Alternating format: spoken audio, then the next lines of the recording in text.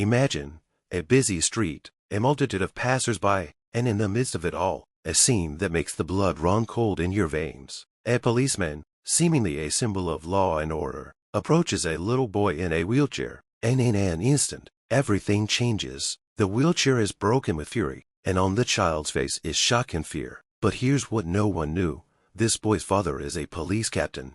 We want to know what you think about what's going on. Write in the comments what your name is and where you are watching this video from. It's important for us to get to know each and every one of you. You are not just viewers, you are our family. It is your support that helps us raise such important topics and promote our channel.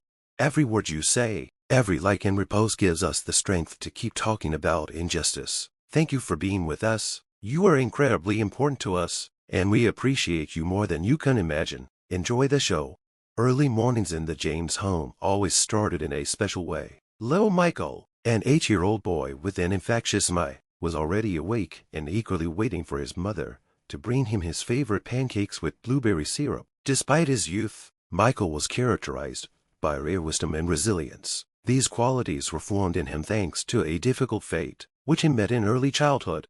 Michael became disabled after a tragic car accident when he was only 4 years old. On the way back from the zoo, their car was rammed by a truck. The truck driver fell asleep at the wheel, and Michael was trapped in a child seat. The injuries he sustained were permanent.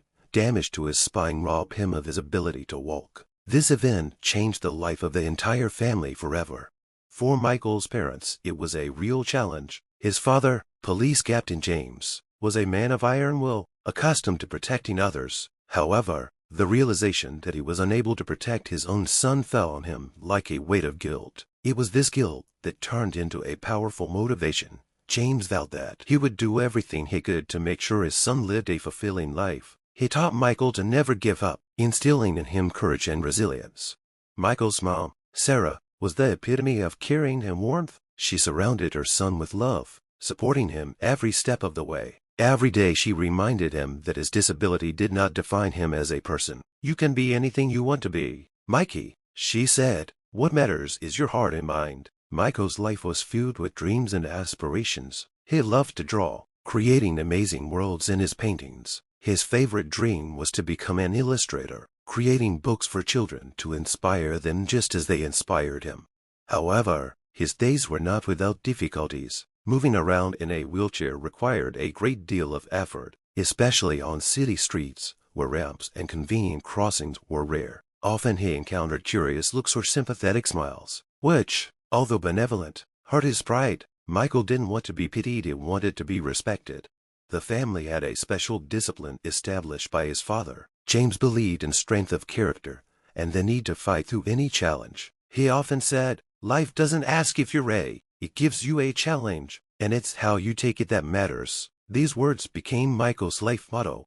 The day began like many others: breakfast, chores, and a long-awaited walk to the park. No one in the James family could have predicted that this day would change their lives forever. The day was sunny, but there was something strange in the air, something unsettling. Sarah and Michael headed toward the park. As they did every week, the wheels of the wheelchair rolled gently on the sidewalk, and Michael chattered merrily about how he wanted to draw a huge tree with a swing that he could sit on as if floating in the clouds. They had almost reached the park when they noticed a policeman standing at the nearest intersection. His gaze was hard, sharp as a knife, cutting through the crowd for any sign of disobedience. It was Officer Bryce, known in the neighborhood for his sharpness and uncompromising nature. It was said that he kept the streets under his control not so much through the law as through fear. Bryce looked at the passers-by with an expression, as if he were looking for an excuse. His figure, large and massive, cast a long shadow that seemed to stretch toward Michael and Sarah. His hard facial features and cold eyes were unsettling. "Hey, you!" A sharp voice cut through the air like a whip. The policeman headed straight for them. Sarah stopped, instantly sensing something wrong. She instinctively squeezed the handles of Michael's wheelchair. "Good afternoon, officers," she said politely, trying to keep her voice steady. But Officer Bryce didn't respond to the greeting. His eyes were fixed on Michael. "What do you have here?" he asked, waving his hand toward the baby carriage. "It's my son, Michael," Sarah replied discreetly, feeling her heart start to beat faster. Bryce leaned closer, eyeing the boy suspiciously. Why is it in a stroller? What are you doing here?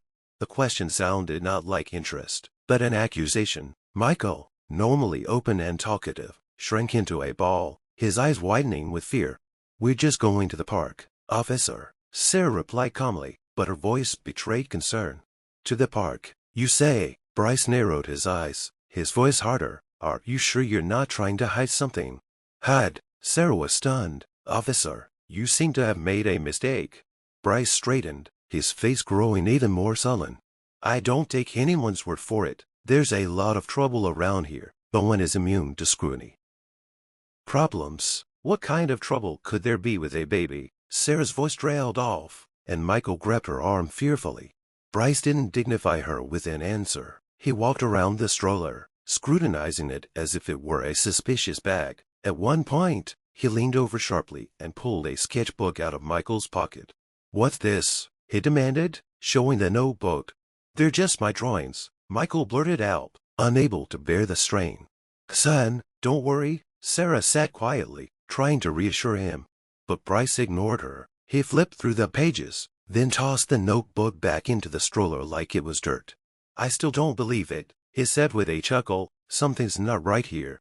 Sarah felt anger boiling up inside her, but she knew not to lose her composure. The policeman seemed to be enjoying the situation. His behavior was unreasonable, almost provocative, but what could stop him? In that moment, standing under Bryce's hard gaze, Sarah realized, this man is not looking for the truth. He was simply looking for a target for his cruelty, and today that target was them.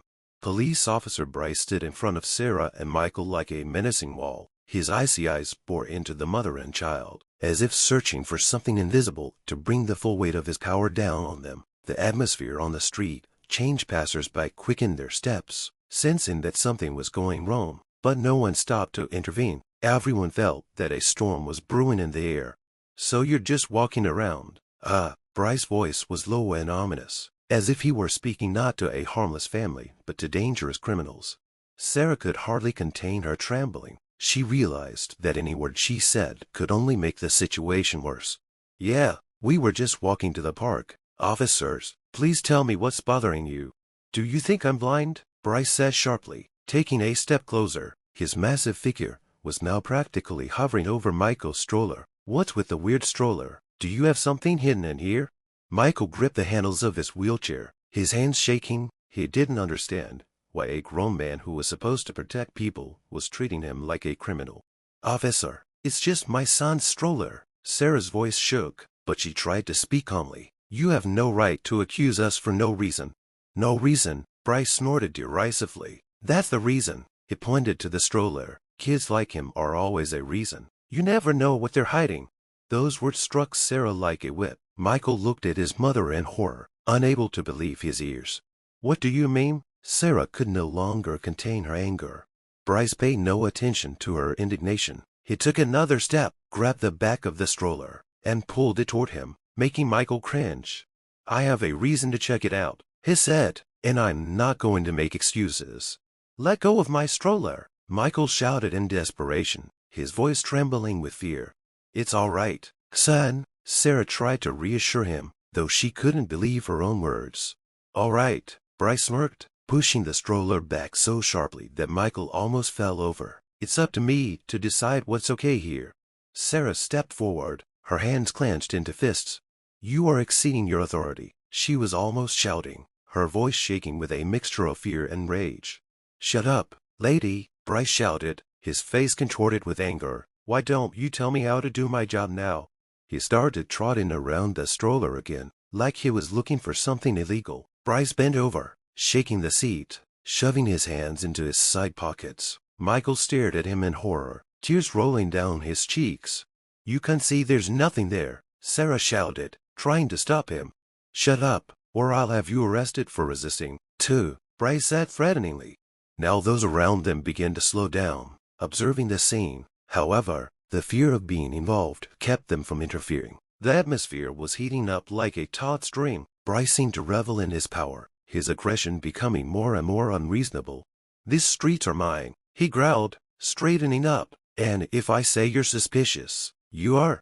Michael covered his face with his hands, shaking with fear. Sarah stood in front of her son, Desperate to protect him, she could feel the tension building up, the pressure of unreasonable cruelty. But as she looked at Bryce, she realized that he didn't care about the mother and child in front of him. All he wanted was power.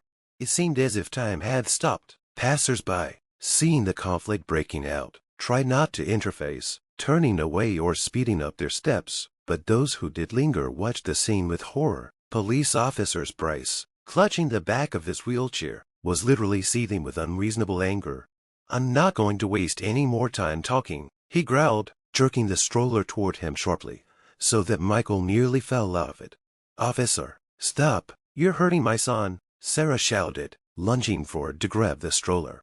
But Bryce pushed her away as if she were nothing more than a nuisance. Sarah staggered, but steadied herself, despite the shock of being treated that way.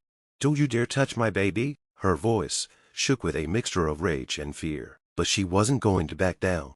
"It's not your kid," Bryce said coldly. "It's a suspect, and I'm doing my job." With those words, he pulled the stroller again, twisting it so that one of the wheels shuddered and staggered. Michael shrieked, his hands clenched on the armrests. "Stop it, please," the boy shouted, his voice full of panic. "Shut up," Bryce shouted, slamming his hand down on the back of the stroller so that the sound of it echoed down the street. The wheelchair creaked like a living thing under the force of his fury. The next second, Bryce slammed one of the wheels into the wheelchair, and it flew off to the side with a loud crack. Michael gripped the armrests, trying to hold on, but his wheelchair began to lurch. "What are you doing?" Sarah rushed toward her son, trying to hold him back, but Bryce shoved her sharply aside. "I said stand back," he shouted. His face was twisted with anger, his eyes burning with inexplicable malice. Michael's stroller, losing stability, tilted and fell on his side with a clatter. The boy was on the pavement, his thin arms unable to cushion the fall. He cried out in pain, clutching his bruised shoulder. "Enough! This is too much!" Sarah shouted, rushing to her son. She picked him up and hugged him tightly, covering him like a shield. Bryce stood as if nothing had happened, his gaze full of contempt. "I'm doing my job. If something breaks, it's not my fault," he said coldly, staring at the wrecked baby carriage. The stroller was mangled, one wheel was off to the side, the footrest was broken, and the fabric seat was torn. For Michael, it was more than just an object. It was his support, his ability to get around. Now it was all destroyed in one violent rush. The boy cried quietly, clinging to his mother. His tear-filled eyes stared at the man who was supposed to protect him, but instead became a source of fear. "Why did you do it?" Michael whispered through his tears, his voice almost inaudible. But Bryce didn't answer. He stood like a monument of cruelty and contempt, staring at the mother and child as if they were nothing to him.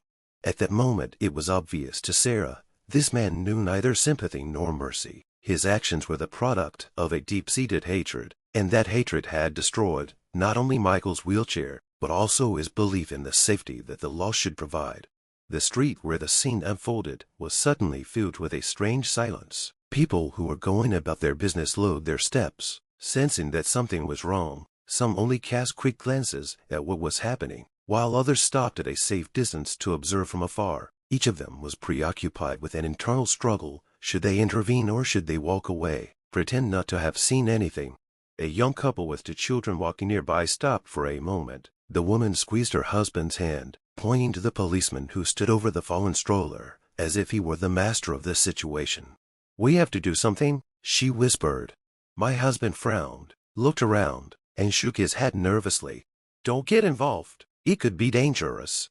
An elderly man with a cane, who stood a little closer, frowned as he looked at the helpless boy and his mother. He wanted to say something, but the words stuck in his throat. His gaze darted between the humiliated people and the policeman, who paid no attention to his surroundings.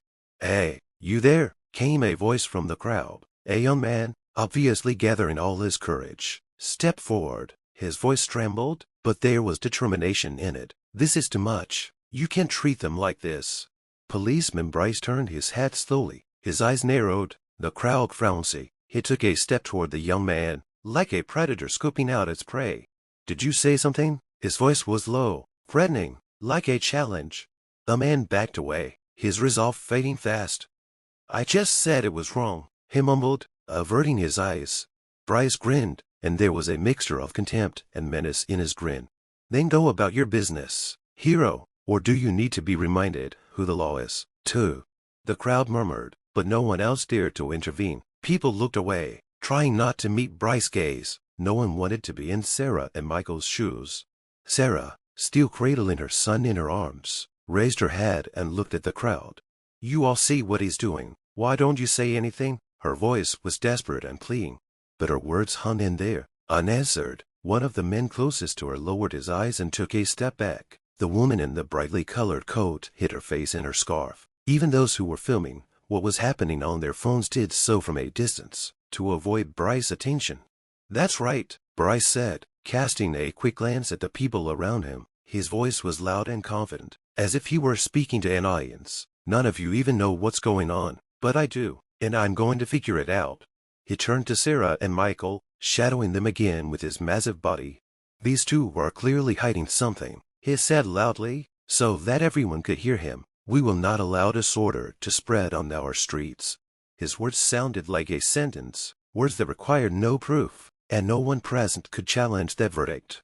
The crowd began to disperse, leaving Sarah and Michael alone before the brutality and smugness of the man who was supposed to protect them. The reality was horrifyingly simple. Fear of power was stronger than compassion.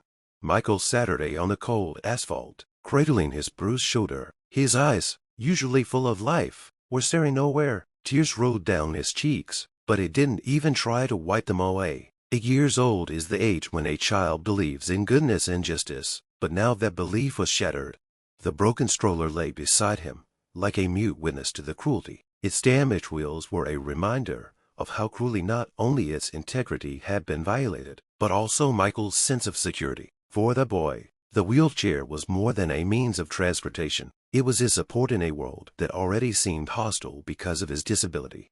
Now, sitting on the ground, Michael felt not just defenseless, but broken. His hands were shaking, and he was afraid to even look up. Images of Bryce roughly grabbing his stroller, yelling at his mom, and pushing her around surfaced in his mind. This man, who was supposed to represent protection and order, had become a symbol of violence and humiliation.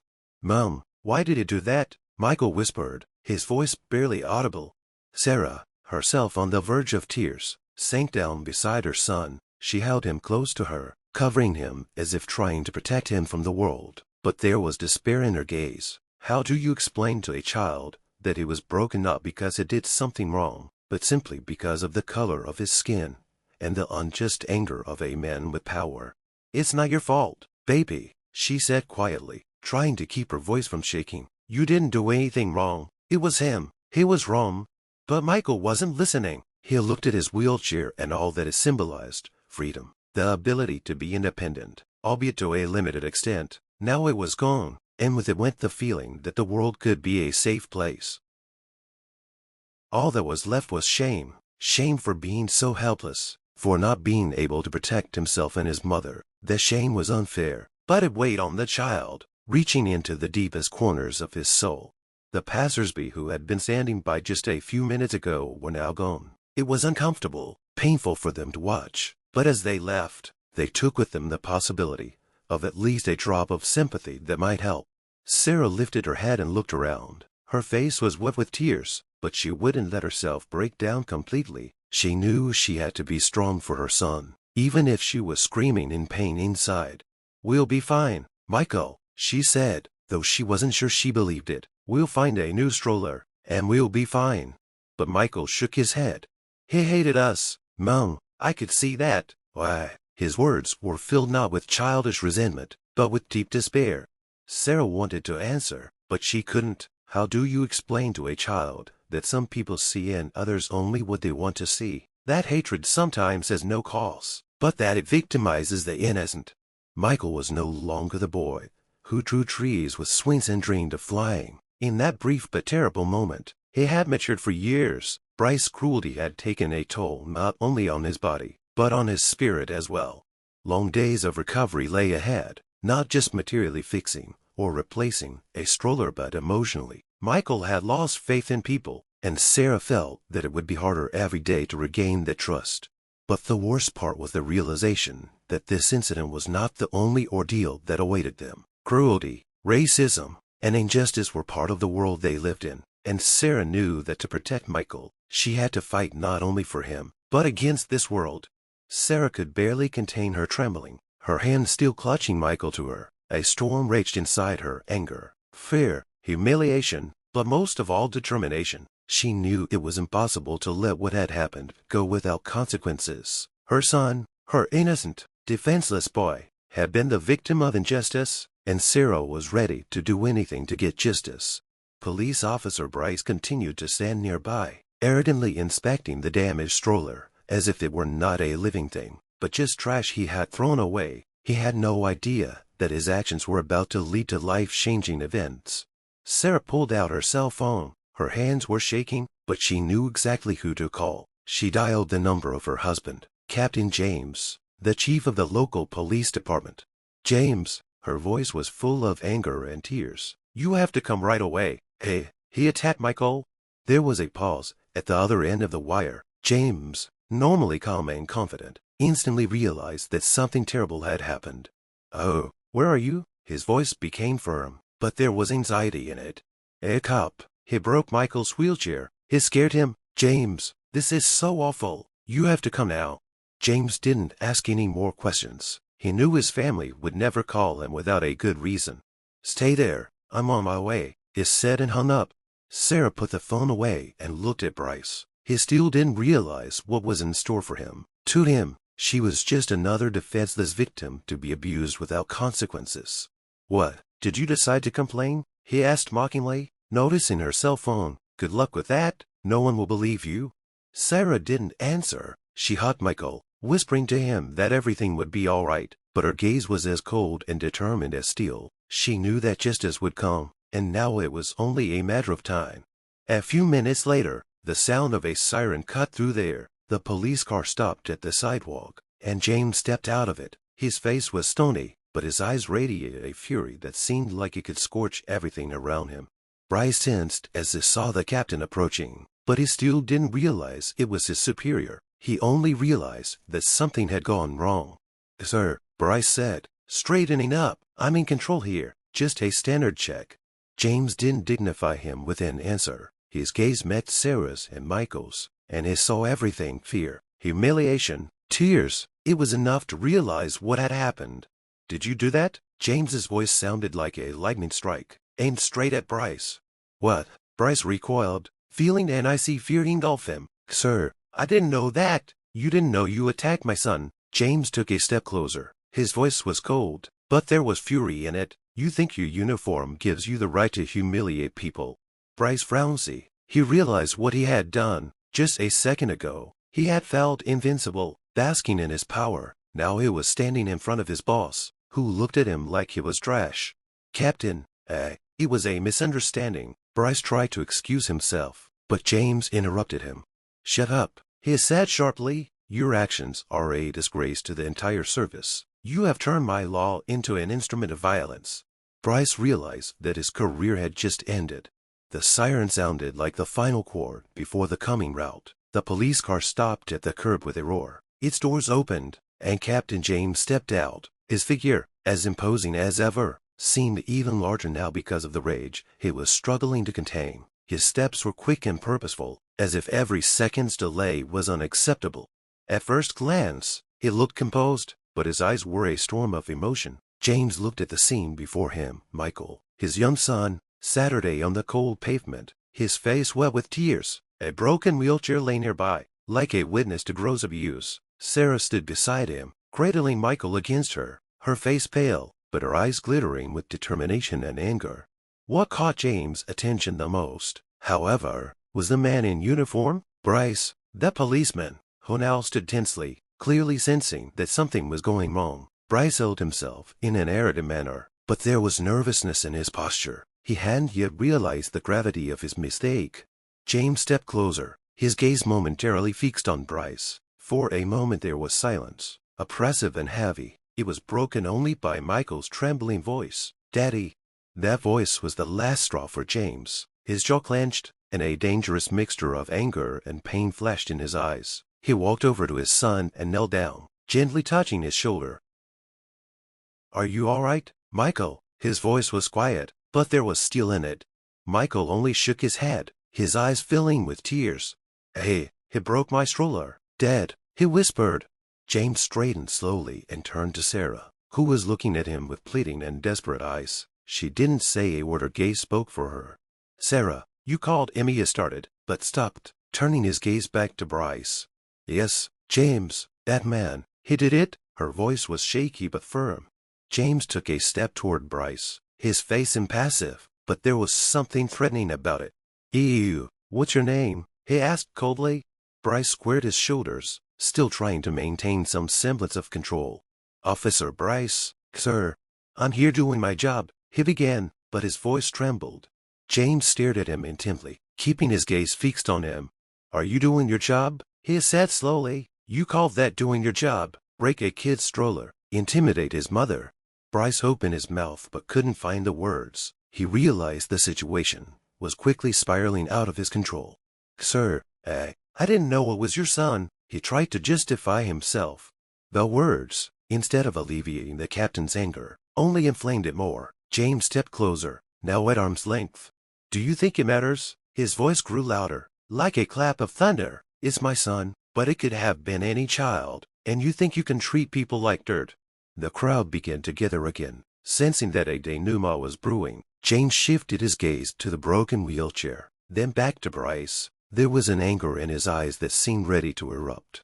You are a disgrace to the uniform you wear, he said slowly, but with such force that everyone in the crowd could hear his words. And I will personally see to it that you answer for your every action. Bryce realized the situation was hopeless. He tried to say something, but the words stuck in his throat. For the first time, he felt what it was like to stand under the gaze of the real law and realize he had nowhere to run. The moment was tense, as if the air around them had thickened and become heavy. All eyes, including the crowd, were fixed on Captain James and Officer Bryce. The silence rang out as if before a thunderstorm. James stood directly in front of Bryce, his figure towering like a judge ready to pass judgment. Bryce, on the other hand, was beginning to lose his supposed arrogance, realizing that the situation was becoming catastrophic. Do you realize what you've done? James said slowly, his voice low but ringing like a taut string. To her, Bryce began, trying to stay calm, but his voice gave away his trembling. It was a misunderstanding. I didn't realize that. James interrupted him sharply. You didn't know he was my son. His words sounded like a gunshot. You didn't know the child you were humiliating was my son. Bryce's eyes widened with shock. The captain's words hit him like a hammer. He was speechless for a moment, his face ashen gray. Son, he squeezed out at last, and his voice sounded as if he couldn't believe what he was hearing. Yes, James took a step closer, his eyes drilling Bryce. That's my son, the boy you accused without proof, the kid you yelled at, the child whose stroller you broke like it was trash. Bryce took a step back, his breathing becoming frequent and shallow. He looked at Michael, who was still sitting on the ground, huddled next to his mother, and then back at James. Panic slowly crept into his eyes as he tried to think of an excuse. Sir, I didn't know, he began, but the words stuck in his throat. If I had known, I would have. James interrupted him by raising his hand. You didn't know, so you thought you could do whatever you wanted? His voice grew louder, his rage genuine. You think you have the right to humiliate people if you think there won't be consequences. Bryce tried to say something, his lips moving, but no sound came out. His confidence was gone, leaving only fear. The crowd that had gathered around him now looked at him with contempt. They were beginning to realize that the officers who were supposed to protect them had turned out to be a symbol of cruelty. You thought it was just a defenseless mother and her baby, James continued, his voice cold. You thought no one would find out, no one would tell, that you could do whatever you wanted to them? It was a misunderstanding, Captain, Bryce muttered, trying desperately to defend himself. I thought they were acting suspiciously. Suspicious? James grinned, but there was no warmth in his grin. A child in a wheelchair and his mother. Is that your version of suspicious? Or is it the fact that their skin color made you see criminals where there are none? Bryce tried to justify himself again, but his voice was weak, barely audible. Sir, it was just stress. I made a mistake. James stepped closer to him, his voice low, but even more menacing. Wrong? You think that word can undo what you did to my son?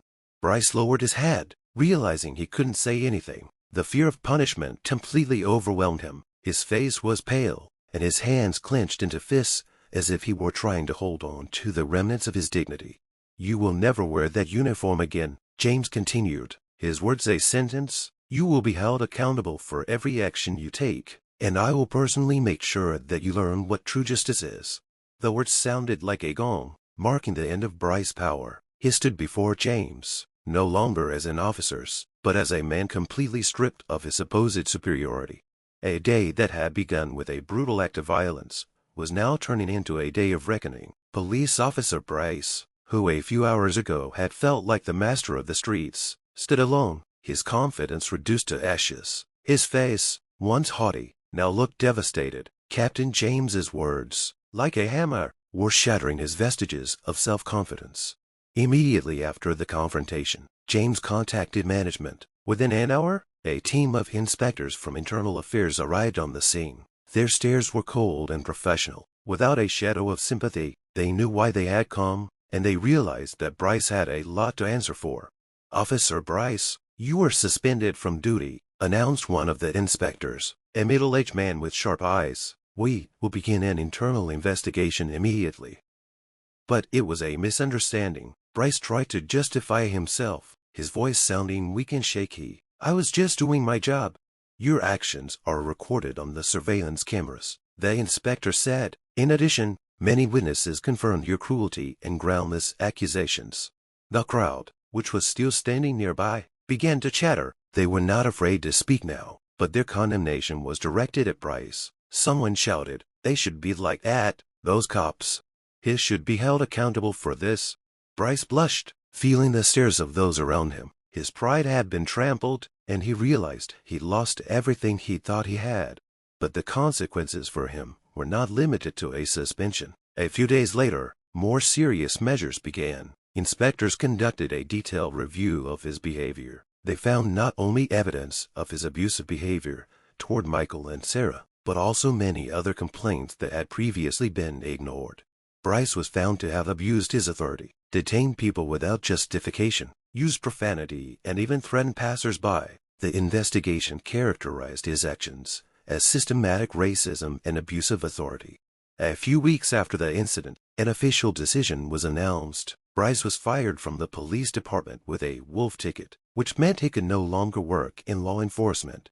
A criminal case was filed against him on charges of abuse of authority, racial discrimination, and damage to property.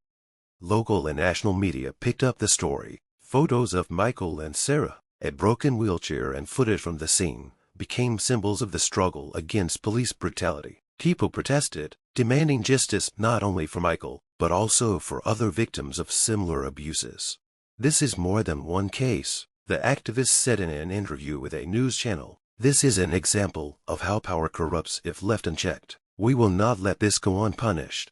Bryce was in serious trouble. His name became a household name, associated with disgrace. People in his neighborhood shunned him, neighbors averted their eyes, and former colleagues stopped contacting him. He became completely isolated. The trial was the culmination of his downfall. Despite his attorney's attempts to commute his sentence, Sarah's testimony, video of the scene, and his past misdemeanors did the trick. He was found guilty and given a suspended sentence and was ordered to pay a large settlement to Michael's family. Bryce realized that the consequences of his actions would haunt him for the rest of his life. His career was ruined, his reputation destroyed, and his future dark and bleak. He was a living reminder that power was not a right, but a responsibility, and that abuse of it would cost him. After the incident with Bryce, a lot of things changed in the lives of Michael and his family. It seemed as if reality itself was divided into before and after. The events of the day not only left a physical trace in the form of a broken wheelchair, but also cut into their minds, filling them with fear and pain. Michael, who used to be a cheerful and open-minded child, became withdrawn and silent. His favorite sketchbook remained in the corner of the room, forgotten and covered with dust. Every attempt by his mother to bring her son back to his favorite activity was met with the same thing. "I don't want to, Mom. It doesn't matter anymore." At night, Michael woke up in a cold sweat, crying. He dreamed of scenes where the huge policeman was looming over him again, breaking his wheelchair, and he could do nothing, Sarah often found him sitting by the window, staring into the void. For Sarah, it was not only a blow to her son, but also to herself. She felt guilty for not being able to protect Michael. The scenes of that day replayed in her mind like a jammed tape, and each memory caused new pain. But Sarah knew she had to be strong to help her son recover. Captain James, though seemingly reserved, was no less worried. He began to spend more time at home, paying attention to Michael. He began to tell his son stories about his service, about the importance of fighting for the truth and not letting evil win. "You're strong, Michael," he said. "You survived what many adults wouldn't. You're my hero." Michael listened, but he couldn't yet rid himself of the fear that lodged deep in his soul. Sarah and James made the decision to seek help from a child psychologist. They knew it would be difficult to cope on their own. The first sessions were difficult. Michael did not want to talk about what had happened, but gradually he began to open up. The psychologist helped him to understand that fear and pain are normal after such events and that he is not alone. For Sarah and James, the recovery of their son was the most important goal, but they realized it wasn't enough. They decided to fight not only for their family, but also to ensure that such incidents would not happen again. Sarah became active in community campaigns, speaking at events and telling her story. "We must not be silent," she said. "Silence allows people like Bryce to continue their abuse. We must speak out and demand change." James used his connections in the police force to increase control over officers' behavior. He advocated mandatory training on racial discrimination and respect for civil rights. Michael gradually began to return to normalcy. The family bought a new wheelchair, and his father personally helped him set it up. James suggested that Michael go to the park to show him that the world could still be a kind place. That afternoon, when they returned to the park, Michael took his new sketchbook with him and began to draw for the first time in a long time. His first picture was simple but deeply symbolic: a large, bright oak tree, under which Saturday people holding hands. "What is it?" Sarah asked, looking at the drawing with a smile. Michael looked at her and replied, "This is a place where no one is afraid." Those words were a reminder to Sarah and James of what they were continuing their fight for. Each step was difficult, but they believed they could create a world where people like Michael felt not only protected, but respected.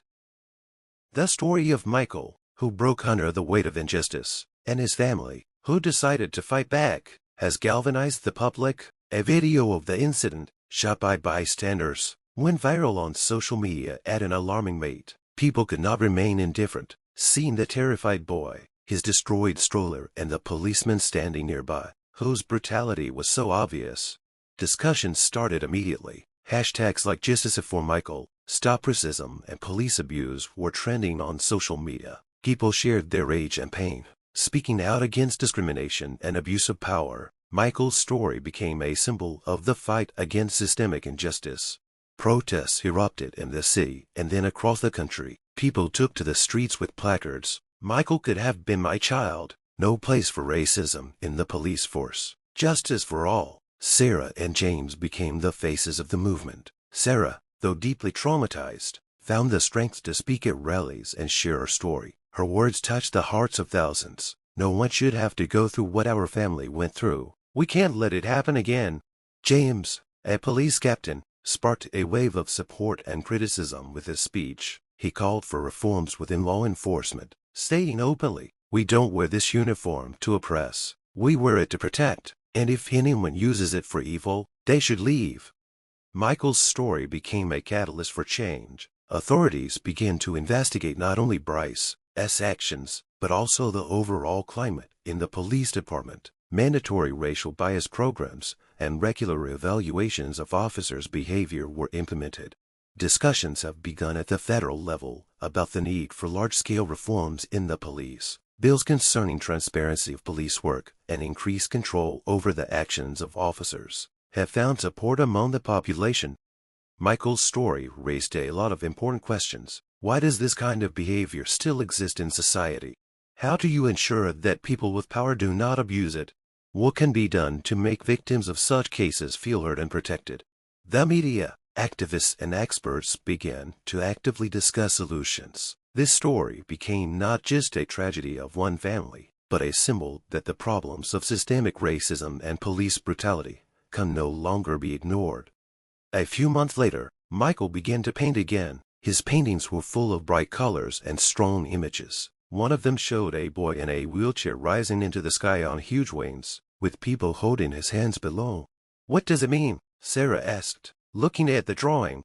"It's about me, Mom," Michael replied, "because I want to fly, and you're all helping me." These words were a reminder to the family that despite the pain, they are fighting for a better future. Their story has inspired thousands of people, showing that even in the darkest moments, light and hope can be found. The conclusion of this story was both heavy and encouraging. Michael's family continued to live with the trauma, but they became a symbol of change. Their struggle reminded society that justice is not possible without the participation of each and every one of us. While there is still much work to be done, their example showed that change is real if you fight for it. Friends, what do you think of this story? Share your thoughts in the comments. Have you or a loved one experienced racism or injustice in your life? We need to hear your experiences and your opinions. Every comment matters. You are incredibly important to us. Each of you makes our channel special, and we appreciate your support immensely. Your likes, subscriptions, and comments help us tell these stories and bring attention to important issues. If you are close to this topic, be sure to subscribe to our channel and put a like. This is a small gesture that helps to make our voice louder. We wish you a good day filled with kindness and justice. Thank you for being with us.